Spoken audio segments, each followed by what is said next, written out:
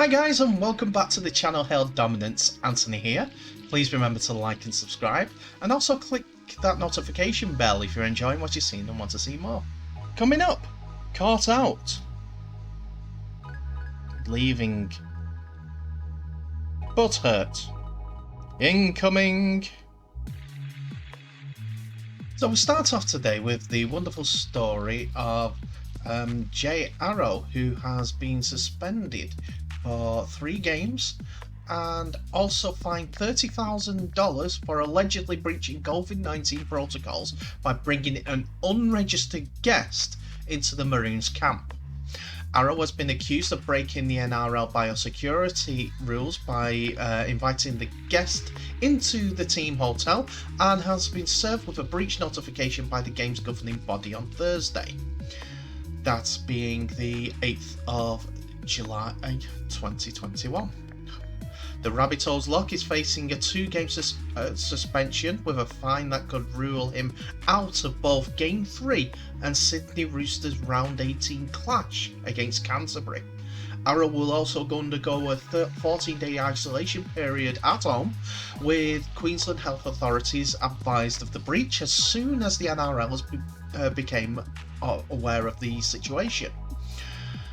Both New South Wales and Queensland have observed the NRL's Level 4 Apollo protocols in training camp, which stipulates players can only leave their homes, or in this case, their team setup to attend training or shop for essential items.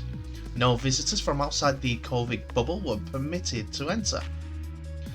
So, it seems that he has been caught with his pants down, so to speak.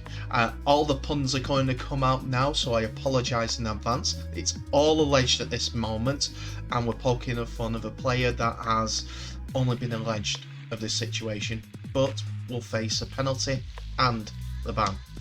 It does have, however, state in the comments that could possibly mean that he's asking for leniency in his guilt. For this, I am truly sorry. I have fully cooperated with the NRL Integrity Unit, and I understand the scrutiny and criticism coming my way. Queensland Managing Director Robert Moore supported the swift action taken by the NRL and has acknowledged the manner in which Maroon staff dealt with the situation only once they become aware of the protocol breach.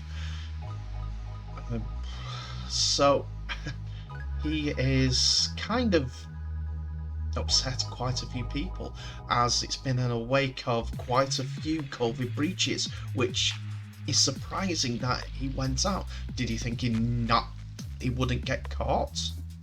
For goodness sake, it's strict, it's people in a bubble. Does he class the visitor as an essential item? See, more puns. This did lead to, however, some funny comments on Twitter. One stating that Jay Arrow is the first Queenslander to score since Game 1. And another saying Jay Arrow is a hero to the Dragons 13. I know that much. Got them out off the news. Stating on the Dragons' own issues with COVID breaches. Arrow continued in his statement, for this I am truly sorry. I have fully cooperated with the NRL Integrity Unit, and I understand the scrutiny and criticism coming my way. For my comment, all that I can say is, with everything that has been mentioned in recent news about COVID outbreaks, Jay Arrow, what are you doing? The game is struggling with characters showing the moral fortitude to keep up with what needs to happen to keep the game going. $35,000 and more than likely a 2-game ban is not enough. It should be 4. It should be double. Seriously. He's going to sit down for 14 days to go through his quarantine procedures, and it will definitely mean that he'll miss 2 games. What incentive is that? He has to do that anyway for leaving the bubble with the Maroons. Anyway, big fines keep coming out. I hope it continues.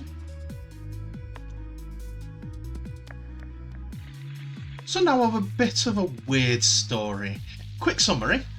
First of all, Huddersfield Giants star Kenny Edwards has been accused by Sam Kasiano about him making contrary contact in a tackle with Sam Kasiano. Basically means a finger up the bum. Yes, you heard me right. He put, according to Sam Kasiano, Kenny Edwards put his finger up Sam Kasiano's backside in a tackle.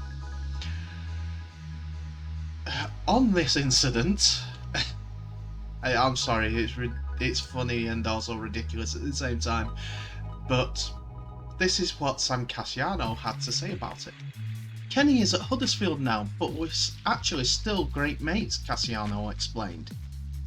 He's a bit of a practical joker, and I would say it's just a friendly bit of banter that went a little wrong. I said something to the ref at the time, but I realise now that it's just Kenny being Kenny. I've written a letter to the judiciary to let him go easy on him. From my point of view, I'm okay with him and would be happy to share a drink and a laugh tomorrow. Despite that letter from his mate, it's unfortunate, but the Huddersfield forward has been banned for 10 games for putting the finger up the bottom of the opponent.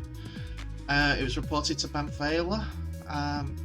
Edwards has been charged by the RFL match review panel with a grade F offence, the most severe available to it, with its other contrary behaviour, and referred to an independent tribunal which handed out the punishment following a hearing on Wednesday evening. Edwards, a former Catalan player, pled guilty to the charge and was also fined £500. Just for some context and history, Catalan's back rower Joe Tompkins was suspended for 8 games for a similar offence last year, while winger Tommy Makinson and Tom Lynham were suspended for 5 and 8 matches respectively for grabbing a squirrel tackle, shall we call it that. Kasiano, though, he had a good night all round. He got an opponent banned. I mean that in total jest, in more ways than one, as Kasiano successfully challenged a 1-game penalty notice after he was charged with a grade B offence of a dangerous contact during the game against Huddersfield. Kasiano pled guilty to the offence, but the tribunal agreed that the charge should be downgraded, and he avoided a ban, freeing him up to play against Leeds on Friday. So when you looks in, you looks in. In more ways than one in this video. But yeah, it's interesting to hear from these two, Sam Kasiano and Kenny Edwards, as they're both good friends. There was a bit of banter that went wrong. Sam was doing his best to help out a mate, but he'd already made the report. Just one of those things. Kenny Edwards will now have to just sit out the next 8 games and hopefully be back with a stronger Huddersfield side so that he can help them move up the table. So there has been a big move for one of the top players at St Helens, as it turns out that Lachlan Coote is going to make a move to Hull KR for the 2022 season. Coote, the St Helens fullback, decided that it was head coach Tony Smith's vision and approach to player management which proved the key to the Scotland international deciding to move to East Hull for next season. That was the main reason to sign for the club, really, said Coote. I was having some great chats with Tony on what Hull KR are all about, and what they have in place really appealed to me. I'm really big on having that player-coach relationship. Tony was big on it as well. Making sure that we can work with each other. I'm really excited for the new challenge too. A new start and a move to the other side of the country. To move on to Hull KR is exciting. I think the club itself is heading in the right direction.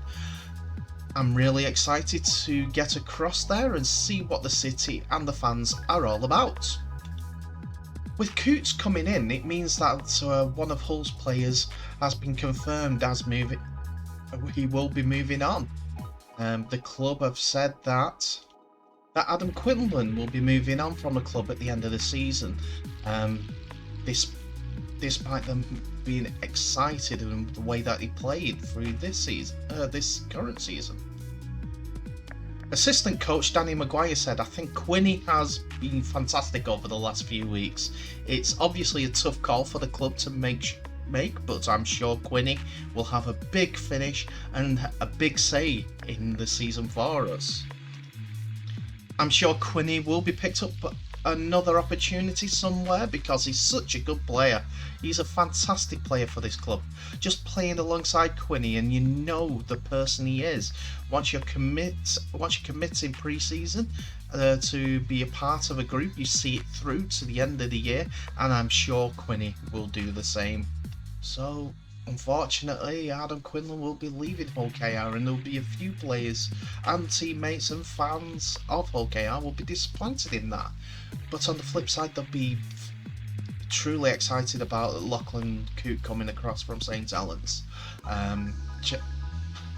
He won the grand final last year and has had pedigree in the NRL, and he's also a top quality goal kicker.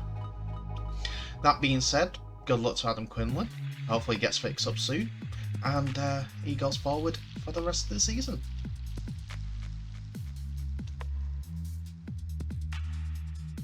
So that's it for another video, ladies and gentlemen. Thank you so much for watching. Please remember, like, subscribe and share these videos worldwide. We need your support. The more support we get, the more that I can bring you. Anyway, remember the teasers here. It's just for fun. And also, stay safe, and I'll catch you in the next video.